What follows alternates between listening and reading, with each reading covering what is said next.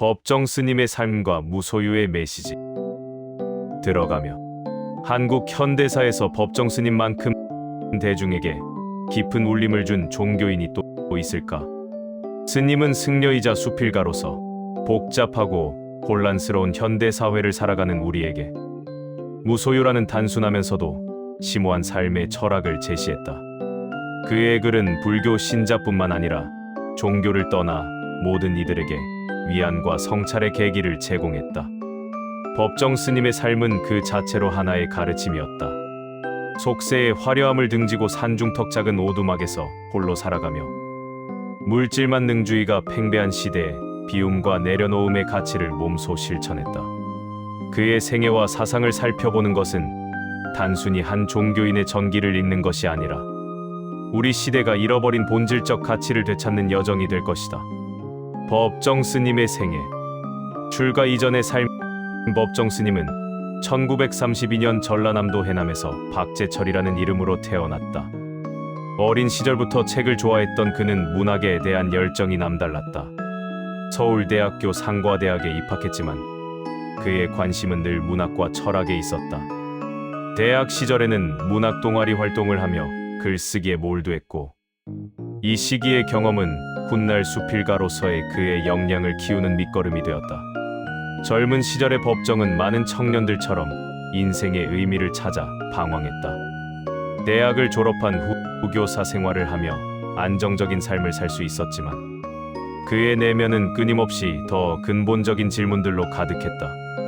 인간은 무엇을 위해 사는가? 참된 행복은 무엇인가? 같은 실존적 물음들이 그를 깊은 사색으로 이끌었다. 출가와 수행의 길. 1956년 24살의 나이에 법정은 효봉 스님을 은사로 통도사에서 출가했다. 세속의 삶을 버리고 종교의 길로 들어선 것은 쉬운 결정이 아니었을 것이다. 그러나 그는 자신의 내면이 이끄는 소리에 충실했다. 출가 후 그는 범어사, 해인사, 송광사 등 여러 사찰을 오가며 엄격한 수행 생활을 이어갔다. 특히 1960년대 중반 그는 오대산 월정사 인근 산중에서 홀로 3년간 정진하는 시간을 가졌다. 이 시기의 고독한 수행은 그의 사상과 글쓰기에 결정적인 영향을 미쳤다. 고요한 산속에서 자연과 더불어 살아가며 그는 삶의 본질에 대한 깊은 통찰을 얻었다. 새벽 예불, 독경, 명상으로 이어지는 규칙적인 일과 속에서 그는 진정한 평화가 무엇인지 체득했다. 문필 활동의 시작. 1970년대에 들어서며 법정 스님은 본격적으로 글을 쓰기 시작했다. 불교 잡지에 수필을 기고하면서 그의 문장은 사람들의 주목을 받기 시작했다. 간결하면서도 깊이 있는 그의 글은 복잡한 불교 교리를 어렵지 않게 풀어냈고 일상의 소소한 경험 속에서 더 깊은 철학적 의미를 발견해냈다. 1975년 출간된 첫 수필집은 큰 반향을 일으켰다. 특히 표제작인 무소유는 출간 즉시 베스트셀러가 되었고 이후 수십 년간 한국인들의 필독서로 자리 잡았다. 이 책은 단순히 소유를 포기하라는 금욕주의적 메시지가 아니라 진정한 자유와 행복은 소유에 있지 않다는 역설적 진리를 담고 있었다. 송광사 불이람 시절. 1980년대 법정 스님은 전남 순천 송광사의 작은 암자인 불이람에 머물렀다. 여기서 그는 더욱 간소한 생활을 실천했다. 전기도 들어오지 않는 작은 오두막에서 촛불과 호롱불로 밤을 밝히며 독서와 지필에 몰두했다. 그의 방에는 책 몇 권과 낡은 이불, 그리고 글을 쓰는 작은 책상만이 있었다. 불이람에서의 생활은 그의 무소유 철학을 완성시키는 계기가 되었다. 물질적으로는 극도로 검소했지만 정신적으로는 한없이 풍요로웠던 그 시절. 법정 스님은 자연과 하나 되는 경험을 했다. 새벽 산사의 고요함, 계절의 변화, 풀벌레 소리, 달빛과 별빛. 이 모든 것이 그에게는 소유할 수 없지만 누릴 수 있는 진정한 부였다. 길상사 창건과 말년. 1990년대 중반 법정 스님은 서울 성북동에 길상사를 창건했다. 한 독지가가 요정으로 쓰이던 건물을 기증하여 만들어진 이 절은 도심 속 수행 공간으로 많은 이들에게 사랑받는다. 길상사는 화려함을 배제하고 소박함을 유지하며 법정 스님의 철학이 건축과 공간에도 그대로 반영되었다. 그러나 스님은 길상사에 오래 머물지 않았다. 2000년대 들어 강원도 인제의 오두막, 한옥암자로 거처를 옮겨 더욱 은둔적인 생활을 했다. 전화도 텔레비전도 없는 그곳에서 그는 생의 마지막 시간을 고요히 보냈다. 2010년 3월 11일 법정 스님은 78세를 일기로 열반에 들었다. 그의 유언에 따라 장례는 극도로 간소하게 치러졌고 다비식 후 유골은 뿌려졌다. 죽음에서도 무소유를 실천한 것이다. 그의 죽음은 한국 사회에 큰 충격과 슬픔을 안겼지만 동시에 그가 남긴 가르침의 의미를 더욱 깊이 되새기는 계기가 되었다. 무소유의 철학. 무소유란 무엇인가? 법정 스님이 평생 강조한 무소유는 단순히 아무것도 갖지 않는다는 의미가 아니다. 그것은 소유에 대한 집착으로부터의 자유를 뜻한다. 우리는 많은 것을 소유하지만 역설적으로 그 소유물에 의해 소유당하고 있다. 집을 가지면 집 걱정을, 차를 가지면 차 걱정을, 돈을 가지면 돈 걱정을 하게 된다. 소유는 우리를 자유롭게 하는 것이 아니라 오히려 속박한다. 법정 스님은 이렇게 말했다. 버리고 비울수록 풍요로워진다. 이는 물질적 가난을 미화하는 것이 아니라 정신적 자유의 가치를 말하는 것이다. 필요한 것과 원하는 것을 구분하고 진정으로 필요한 것만을 취하는 삶. 그것이 무소유의 삶이다. 무소유는 또한 자연과의 조화로운 관계를 의미한다. 우리가 자연을 소유의 대상으로 바라볼 때 자연은 파괴된다. 그러나 자연을 함께 누리는 것으로 바라볼 때 우리는 자연과 공존할 수 있다. 법정 스님에게 산과 나무와 새들은 소유할 수 없지만 함께 살아가는 이웃이었다. 현대 사회와 소유욕. 법정 스님이 살았던 20세기 후반은 한국이 급격한 경제 성장을 이룬 시기였다. 전쟁의 폐허에서 일어나 산업화와 민주화를 동시에 이루어낸 한국 사회는 물질적 풍요를 빠르게 경험했다. 그러나 이 과정에서 사람들은 점점 더 많은 것을 소유하려는 욕망에 사로잡혔다. 더 큰 집, 더 좋은 차, 더 많은 돈. 끝없는 소유욕은 사람들을 지치게 만들었다. 경쟁은 치열해졌고 상대적 박탈감은 깊어졌다. 행복의 기준이 소유에 많고 적음으로 판단되면서 정작 내면의 평화와 인간관계의 소중함은 잊혀졌다. 이러한 시대적 배경 속에서 법정 스님의 무소유 철학은 신선한 충격이었다. 그는 물질 만능주의에 대한 근본적인 질문을 던졌다. 정말로 우리가 추구해야 할 것은 무엇인가? 그의 메시지는 물질적 성공만을 좇는 사회에 일침을 가했고 많은 이들에게 삶의 방향을 다시 생각하게 만들었다. 비움의 미학. 법정 스님의 무소유 철학은 동양의 전통적 미학과도 맞닿아 있다. 여백의 미, 간결함, 소박함. 이러한 가치들은 한국 전통 문화의 핵심이었지만 서구화와 산업화 과정에서 점차 잊혀져 갔다. 법정 스님은 이 잃어버린 가치를 현대적 언어로 되살려냈다. 그의 글은 군더더기가 없었다. 짧고 간결한 문장 속에 깊은 의미가 담겨 있었다. 이는 그의 삶과도 일치했다. 불필요한 것을 모두 덜어낸 간소한 삶이야말로 가장 아름다운 삶이라는 것을 그는 보여주었다. 비움은 또한 마음의 태도이기도 하다. 집착을 비우고 욕심을 비우고 분노를 비울 때 우리의 마음은 비로소 평화로워진다. 가득 찬 컵에는 더 이상 물을 부을 수 없지만 빈 컵은 무엇이든 담을 수 있다. 마찬가지로 비운 마음은 새로운 것을 받아들일 수 있는 유연함과 포용력을 갖는다. 진정한 풍요로움. 역설적이게도 법정 스님의 삶은 물질적으로는 가난했지만 정신적으로는 풍요로웠다. 그는 자연의 아름다움을 누렸고 책을 통해 세계와 대화했으며 글을 쓰며 자신의 생각을 깊이 있게 전개했다. 소유물은 적었지만 경험과 사색의 깊이는 한없이 깊었다. 진정한 풍요로움은 얼마나 많이 가졌는가가 아니라 얼마나 깊이 누리고 있는가에 달려있다. 100만 권의 책을 소유한 사람보다 한 권의 책을 깊이 읽고 자기 것으로 만든 사람이 더 풍요롭다. 수십 벌의 옷을 가진 사람보다 한 벌의 옷을 소중히 여기며 입는 사람이 더 풍요롭다. 법정 스님은 이렇게 살았다. 그에게는 화려한 승복도 값비싼 염주도 필요 없었다. 낡은 장삼 한 벌, 나무 염주 한 개면 충분했다. 그러나 그의 내면은 어떤 부자보다 풍요로웠다. 자연과 교감하는 능력, 깊이 사색하는 시간, 글로써 사람들에게 감동을 주는 재능. 이 모든 것이 그의 진정한 재산이었다. 법정 스님의 문학 세계, 수필가로서의 법정 스님은 승려이기 이전에 뛰어난 문장가였다. 그의 글은 불교적 가르침을 담고 있지만 종교의 울타리를 넘어 모든 이에게 감동을 주었다. 이는 그의 문학적 역량이 탁월했기 때문이다.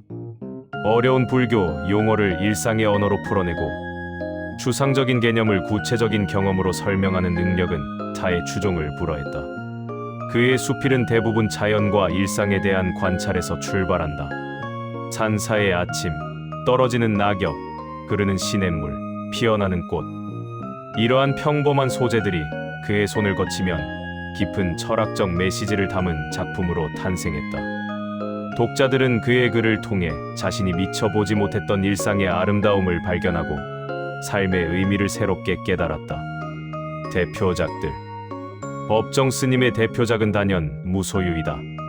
1976년 출간된 이 수필집은 한국 현대 수필 문학의 고전으로 자리 잡았다. 표제작인 무소유는 간결하면서도 강렬한 메시지를 담고 있다.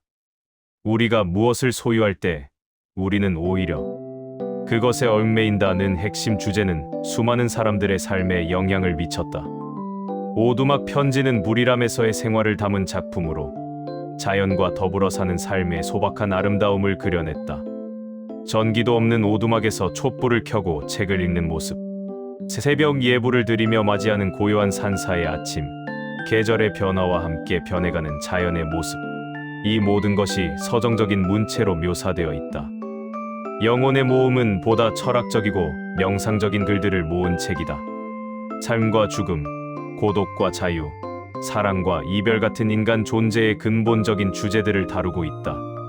각각의 글은 짧지만 그 안에 담긴 사색의 깊이는 한없이 깊다. 산방한 담은 산속 생활의 일상적인 에피소드들을 담은 책으로 법정 스님의 유머 감각과 인간적인 면모가 잘 드러나 있다.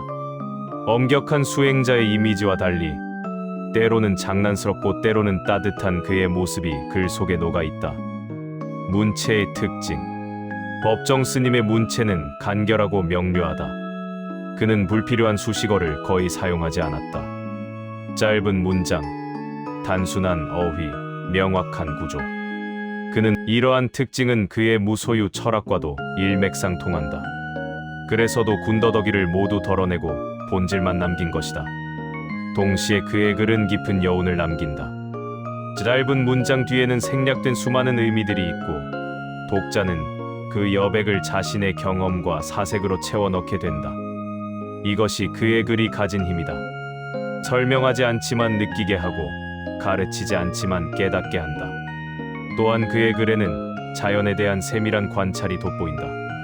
그는 계절의 변화, 날씨의 변화, 식물의 성장, 동물의 습성 이러한 자연 현상들을 섬세하게 포착하고 아름답게 표현하는 능력은 오랜 산중 생활을 통해 자연과 하나 되었던 그만의 특권이었다.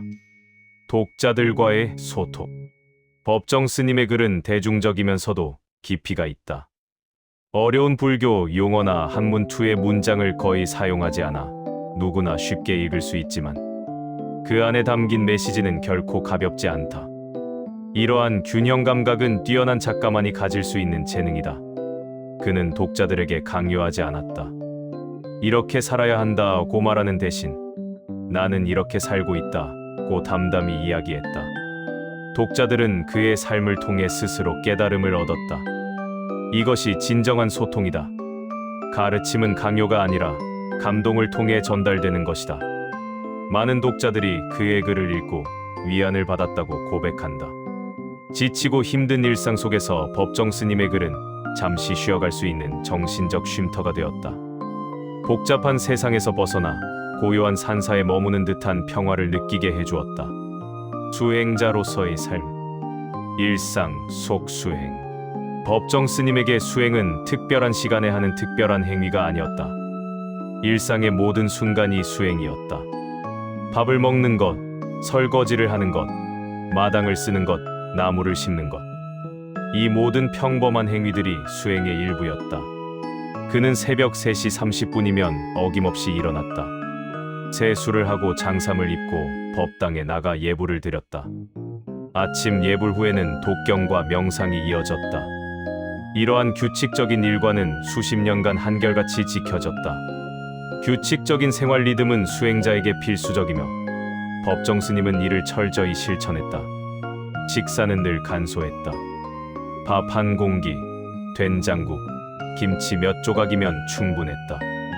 과식하지 않고 필요한 만큼만 먹는 것도 수행의 일부였다. 음식을 대할 때도 감사하는 마음을 잊지 않았다. 농부의 땀, 햇빛과 비, 대지의 은혜. 한 끼 식사에 담긴 무수한 인연들을 생각하며 음식을 대했다. 고독과 침묵. 법정 스님은 혼자 사는 것을 즐겼다. 그에게 고독은 외로움이 아니라 자유였다. 타인의 시선과 기대로부터 자유로워지고 자신의 내면과 마주할 수 있는 시간. 그것이 고독이었다. 현대인들은 혼자 있는 것을 두려워하지만 법정 스님에게 고독은 가장 소중한 선물이었다. 침묵 또한 그의 수행에서 중요한 부분이었다. 불필요한 말을 하지 않았다. 말을 아끼는 것은 에너지를 아끼는 것이고 생각을 정리하는 것이다. 침묵 속에서 그는 더 깊이 사색할 수 있었고 자연의 소리에 귀 기울일 수 있었다.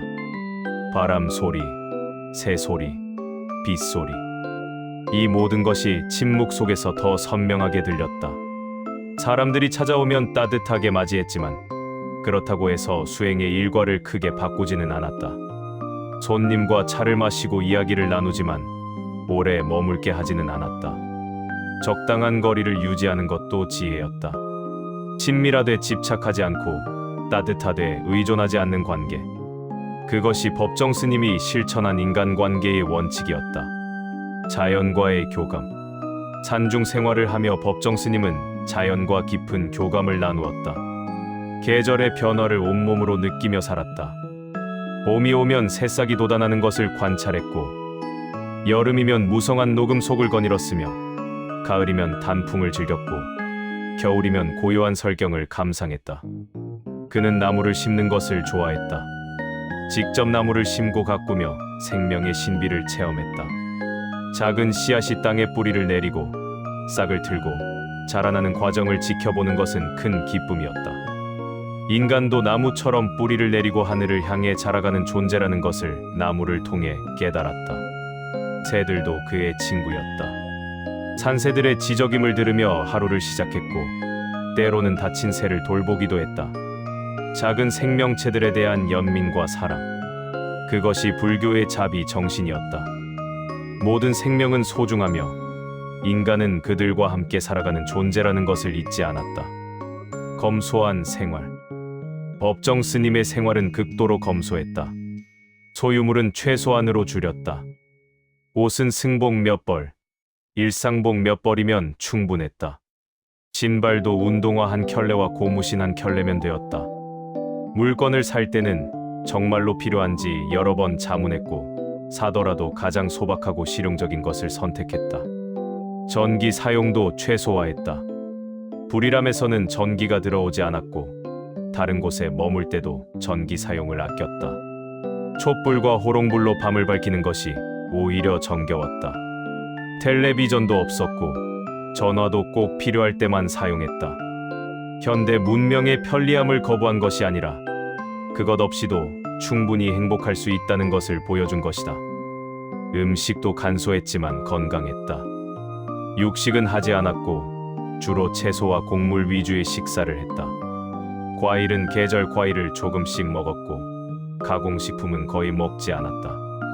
이러한 식습관은 건강을 유지하는 데 도움이 되었고 환경에도 부담을 주지 않는 삶의 방식이었다. 법정 스님이 우리에게 주는 메시지, 물질주의에 대한 성찰. 오늘날 우리는 그 어느 때보다 물질적으로 풍요로운 시대를 살고 있다. 그러나 역설적이게도 사람들의 행복도는 그에 비례하지 않는다. 오히려 더 많이 가질수록 더 불안해하고 더 많이 얻을수록 더 부족함을 느낀다. 이것이 바로 법정 스님이 경고했던 소유의 역설이다. 법정 스님의 메시지는 단순히 물질을 거부하라는 것이 아니다. 물질에 대한 올바른 관계를 정립하라는 것이다.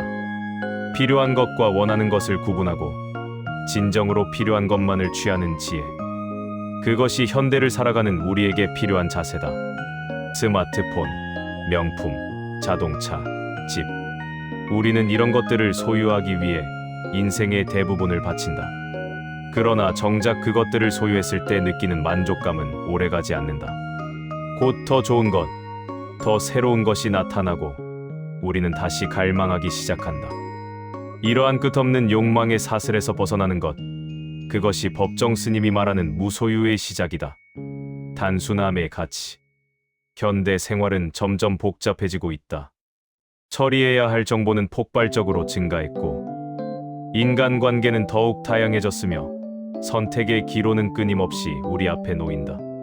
이러한 복잡성은 우리를 지치게 만든다. 법정 스님은 단순함의 가치를 강조했다. 복잡한 것을 단순하게 만드는 것은 지혜의 표현이다. 불필요한 것을 덜어내고 본질만 남기는 것. 그것이 진정한 아름다움이고 진정한 효율성이다. 단순한 삶은 게으른 삶이 아니다. 오히려 더 집중된, 더 의미 있는 삶이다. 여러 가지 일을 동시에 하려다 아무것도 제대로 하지 못하는 것보다 한 가지 일에 온전히 집중하여 깊이를 더하는 것이 낫다. 많은 관계를 피상적으로 맺는 것보다 몇몇 관계를 깊이 있게 만들어가는 것이 더 의미 있다. 일상을 단순화한다는 것은 생활의 리듬을 찾는다는 의미이기도 하다. 아침에 일어나 저녁에 잠드는 규칙적인 생활, 제철 음식을 먹는 식습관, 걷기나 명상 같은 단순한 활동. 이러한 것들이 우리의 몸과 마음을 건강하게 만든다. 자연과의 재연결. 산업화와 도시화로 인해 현대인은 자연과 점점 멀어지고 있다. 콘크리트 건물과 아스팔트 도로로 둘러싸인 도시 환경에서 우리는 자연의 리듬을 잊어버렸다. 계절의 변화를 느끼지 못하고 해와 달의 움직임을 의식하지 못하며 흙을 밟는 경험조차 드물다. 법정 스님은 자연과 함께 살았다. 그에게 자연은 단순한 배경이 아니라 스승이었다. 자연은 변화의 이치를 가르쳐주고 순환의 원리를 보여주며 겸손함을 일깨워준다. 거대한 산 앞에서 인간은 자신의 자금을 깨닫고 유구한 세월을 견뎌온 나무 앞에서 인간 삶의 유한함을 느낀다. 우리는 법정 스님처럼 산 속에서 살 수는 없을지 모른다. 그러나 일상 속에서도 자연과 연결될 수 있다. 창밖의 나무를 바라보는 것, 공원을 산책하는 것, 화분을 가꾸는 것, 밤하늘의 별을 올려다보는 것. 이런 작은 실천들이 우리를 자연과 다시 연결해준다. 자연과의 재연결은 환경 문제에 대한 각성으로도 이어진다. 자연을 사랑하는 사람은 자연을 파괴할 수 없다. 자연의 일부임을 깨달은 사람은 지속 가능한 삶을 추구하게 된다. 법정 스님의 검소한 생활은 단순히 개인적 수행이 아니라 지구를 위한 실천이기도 했다. 고독의 힘. 현대 사회는 연결을 강조한다. SNS를 통해 우리는 수백, 수천 명과 연결되어 있다. 그러나 이러한 연결은 종종 피상적이다. 우리는 많은 사람과 연결되어 있지만 진정으로 깊이 있는 관계를 맺고 있는가? 끊임없는 소통 속에서 정작 자기 자신과는 소통하지 못하고 있는 것은 아닌가? 법정 스님은 고독의 가치를 알았다. 혼자 있는 시간은 자신을 돌아보는 시간이고 내면의 소리를 듣는 시간이다. 타인의 의견과 평가로부터 자유로워져 진정한 자기 자신을 발견하는 시간이다. 고독은 외로움과 다르다. 외로움은 타인의 부재로 인한 결핍감이지만 고독은 자기 충만의 상태다. 혼자 있어도 평온하고 혼자 있어도 행복한 것. 그것이 진정한 독립이고 진정한 자유다. 물론 인간은 사회적 동물이고 관계는 중요하다. 그러나 건강한 관계는 건강한 개인으로부터 출발한다. 자기 자신과 평화로운 사람만이 타인과도 평화로운 관계를 맺을 수 있다. 내면이 충만한 사람만이 타인에게 진정으로 줄 수 있는 것이 있다. 현재에 집중하기. 우리는 종종 과거에 대한 후회나 미래에 대한 불안으로 현재를 놓친다. 이미 지나간 일을 반추하며 괴로워하거나 아직 오지 않은 일을 걱정하며 에너지를 소진한다. 정작 유일하게 실제하는 시간인 지금, 여기는 의식하지 못한 채 흘려보낸다. 법정 스님의 수행은 철저히 현재에 집중하는 것이었다. 밥을 먹을 때는 오직 밥 먹는 것에만 집중했고, 걸을 때는 오직 걷는 것에만 집중했다. 이것이 바로 정념, 즉 마음 챙김이다. 현재에 집중한다는 것은 삶을 온전히 경험한다는 의미다. 밥을 먹으면서 스마트폰을 보면 우리는 밥맛도 제대로 느끼지 못하고 스마트폰 내용도 제대로 보지 못한다. 한 가지에 온전히 집중할 때 우리는 그것의 진정한 가치를 경험할 수 있다. 현재에 집중하는 연습은 명상이나 특별한 수행만을 통해서가 아니라 일상의 모든 순간에 적용될 수 있다. 설거지를 할 때 설거지에 집중하고, 샤워를 할 때 물의 감촉에 집중하며, 대화를 할 때 상대방의 말에 온전히 귀 기울이는 것. 이러한 작은 실천들이 우리의 삶을 더 풍요롭게 만든다. 죽음을 기억하며 사는 삶. 법정 스님은 죽음을 늘 의식하며 살았다.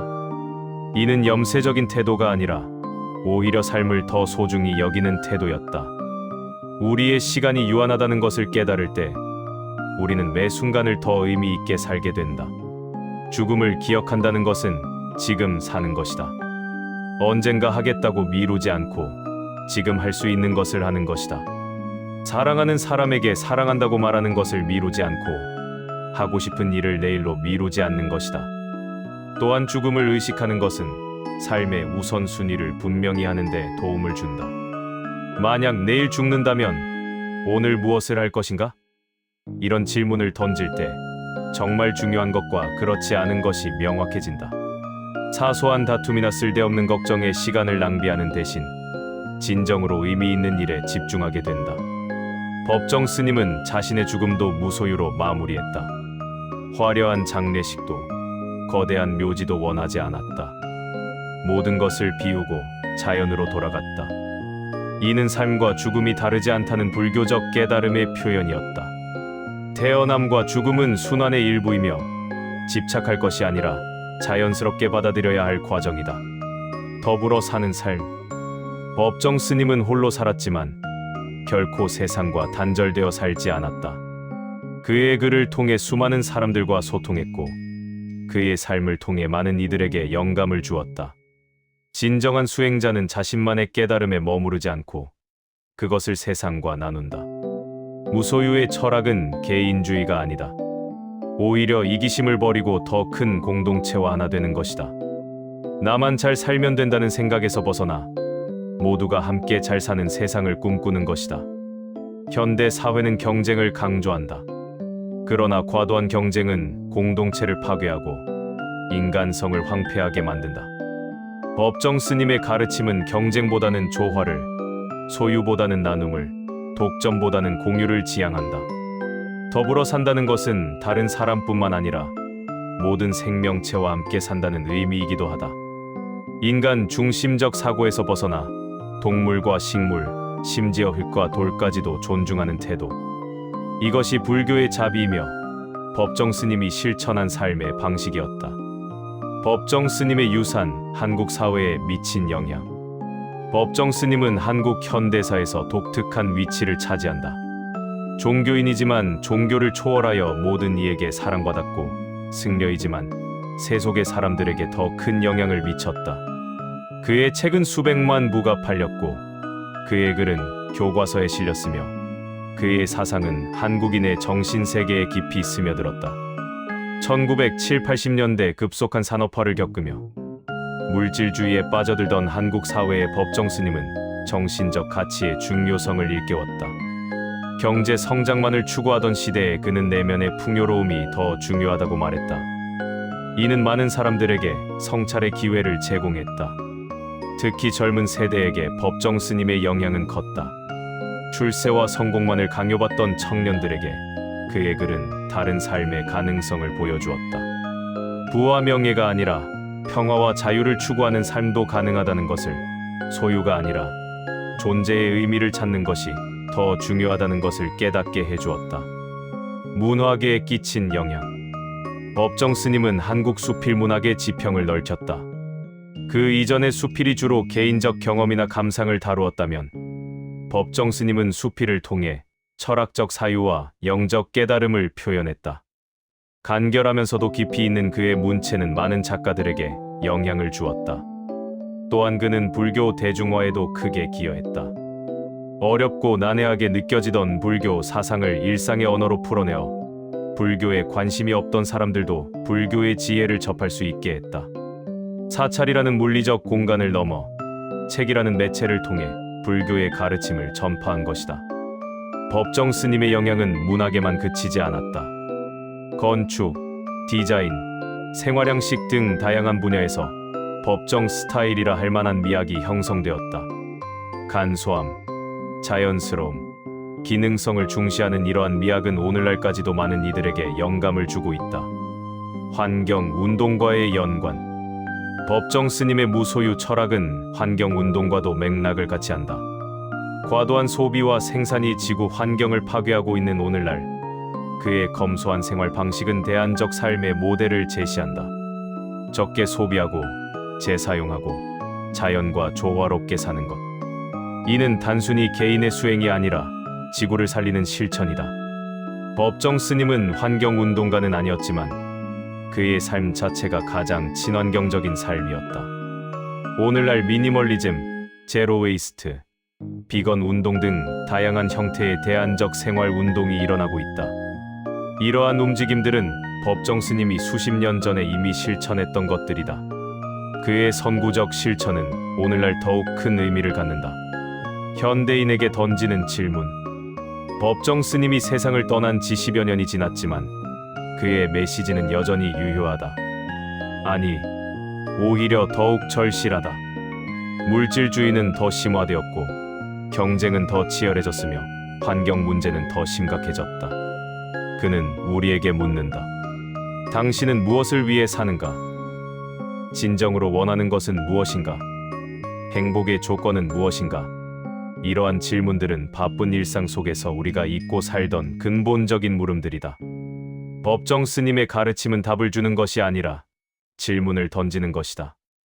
각자가 자신의 삶 속에서 답을 찾아가도록 하는 것이다. 정답은 없다. 각자에게 맞는, 각자가 선택한 길이 있을 뿐이다. 실천을 위한 제안, 일상 속 무소유 실천. 법정 스님의 가르침을 우리 삶에 적용하기 위해 산속으로 들어갈 필요는 없다. 일상 속에서도 충분히 실천할 수 있다. 작은 것부터 시작하면 된다. 첫째, 소유물을 정리하는 것부터 시작할 수 있다. 1년 이상 사용하지 않은 물건들을 살펴보자. 정말 필요한가? 버리거나 기증함으로써 공간을 비우는 것은 마음을 비우는 것의 시작이다. 둘째, 구매 습관을 점검해보자. 무언가를 사기 전에 정말 필요한가? 라고 자문하는 습관을 들이자. 충동 구매를 줄이고 정말 필요한 것만을 신중하게 선택하자. 또한 새 것을 사는 대신 있는 것을 수리해서 쓰거나 중고 물품을 활용하는 것도 좋은 방법이다. 셋째, 디지털 정보도 정리하자. 스마트폰의 앱들, 이메일 수신함, 컴퓨터 파일들. 디지털 공간도 물리적 공간만큼 중요하다. 불필요한 것들을 삭제하고 정말 필요한 정보만 간직하자. 자연과 가까이 하기. 도시에 살더라도 자연과 연결될 수 있다. 주말에 가까운 산이나 공원을 찾아 산책하는 것만으로도 충분하다. 걸으면서 주변의 나무와 풀, 새와 벌레를 관찰해보자. 계절의 변화를 느끼고 자연의 리듬에 자신을 맡겨보자. 집에 작은 화분이라도 키워보는 것도 좋다.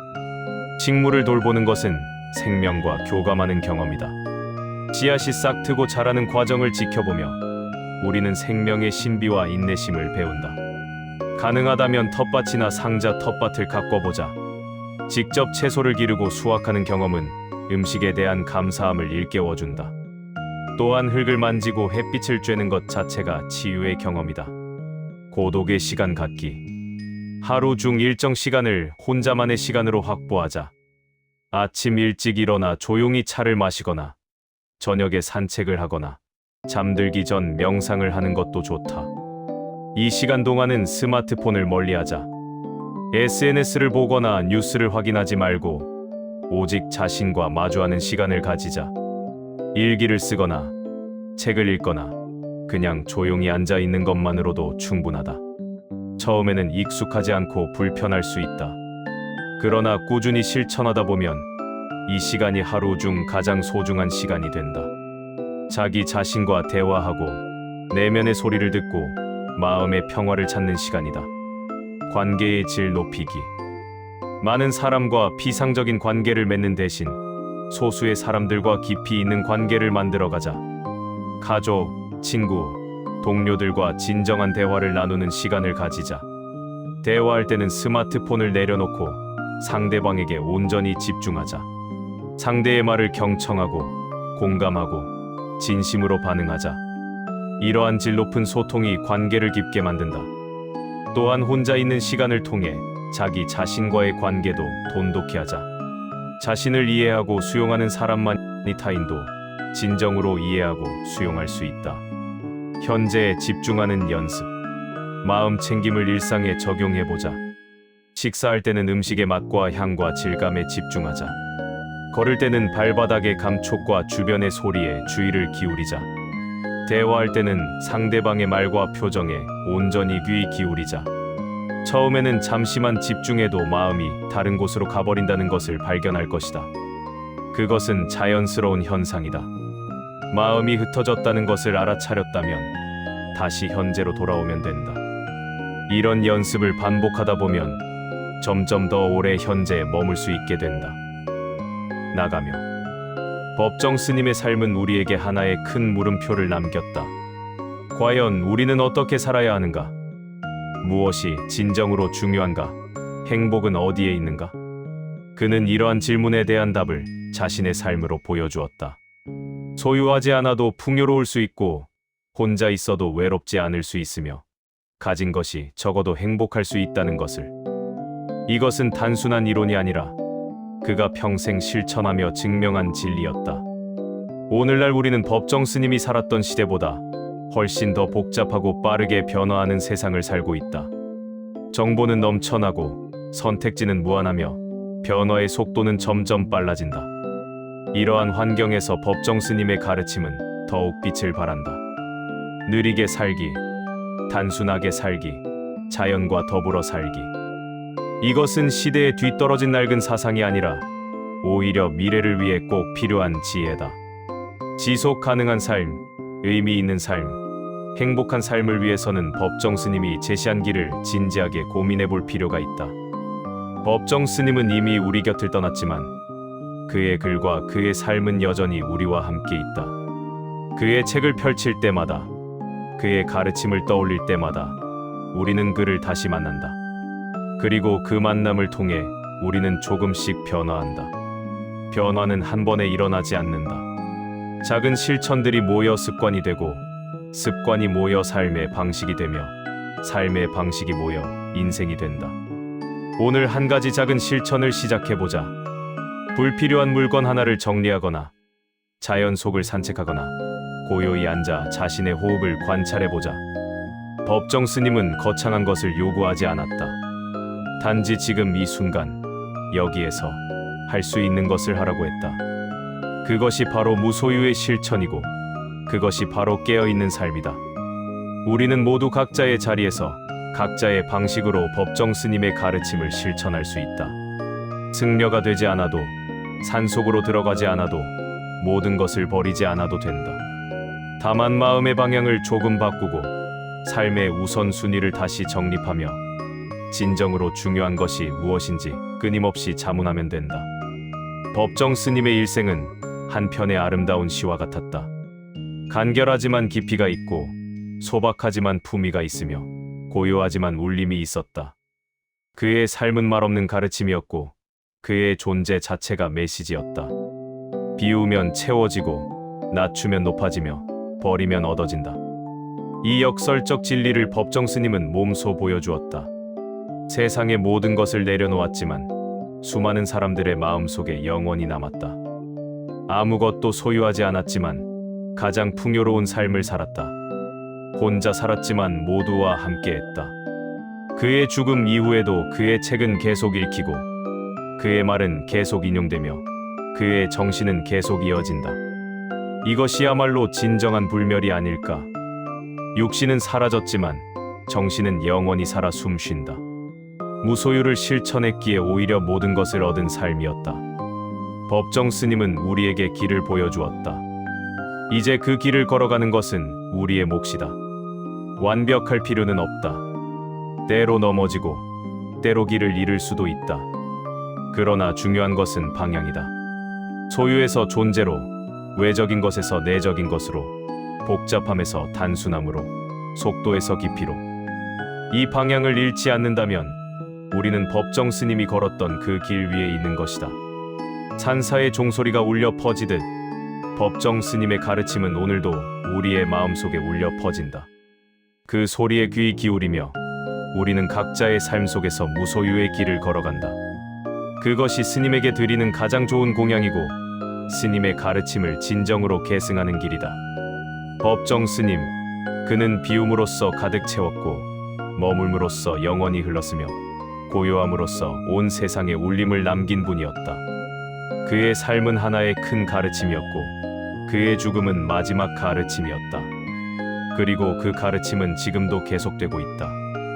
우리가 그의 글을 읽고 그의 정신을 실천하는 한 법정 스님은 우리와 함께 살아 숨쉬고 있는 것이다. 무소유의 길은 쉽지 않다. 그러나 가장 아름답고 가장 의미 있는 길이다. 법정 스님이 그 길을 먼저 걸어가며 손짓한다. 이리로 오라. 이 길이 참 길이다. 우리는 그 손짓을 따라 한 걸음씩 그 길을 걸어간다. 천천히, 그러나 확실하게. 때로는 넘어지고 때로는 쉬어가면서. 그렇게 우리는 진정한 자유와 행복을 향해 나아간다. 법정 스님의 삶은 끝났지만 그가 남긴 씨앗은 계속 싹트고 자라난다.